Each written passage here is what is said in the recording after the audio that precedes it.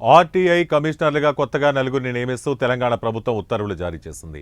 PV Srinivasarao, మోసిన పర్వీన్, దేశాల భూపాల్, బోరెడ్డి, అయోధ్య రెడ్డిలను నియమించింది. 7గురిని ఇన్ఫర్మేషన్ కమిషనర్లుగా నియమిస్తారనే వార్తలు వచ్చాయి.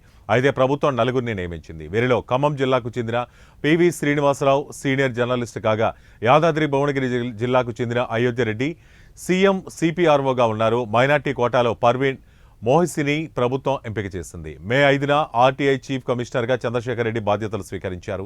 1991 బ్యాచ్ ఐఎఫ్ఎస్ అధికారి అయిన చంద్రశేఖర్ రెడ్డి ఏప్రిల్ 30 వరకు పీసీసీఎఫ్గా, అంతకుముందు సీఎంఓ సెక్రటరీగా పనిచేశారు. చంద్రశేఖర్ రెడ్డి స్వస్థలం ఆదిలాబాద్ జిల్లా ఇచ్చోడ మండలం బోరేగాన్ గ్రామం. గత 2 ఏళ్లుగా సమాచార కమిషన్లో కీలక పోస్టులు ఖాళీగా ఉండడంతో దాదాపు 10,688 ఆర్టీఐ అప్పీళ్లు పెండింగ్లో ఉన్నాయి. ఈ ఆలస్యంపై సుప్రీంకోర్టు 2025 జనవరిలో ఆందోళన వ్యక్తం చేసి నియామకాలను త్వరితగతిన పూర్తి చేయాలని రాష్ట్ర ప్రభుత్వాన్ని ఆదేశించింది. ఈ క్రమంలోనే గత కొన్నేళ్లుగా ఖాళీగా ఉన్న ఈ పోస్టులను పూర్తి స్థాయిలో భర్తీ చేసేందుకు ఎంపిక చేసిన వారి జాబితాను రాష్ట్ర సర్కార్ రాజ్భవన్కు పంపింది. రాజ్భవన్ గ్రీన్ సిగ్నల్ ఇవ్వడంతో కమిషనర్లను ప్రభుత్వం నియమించింది.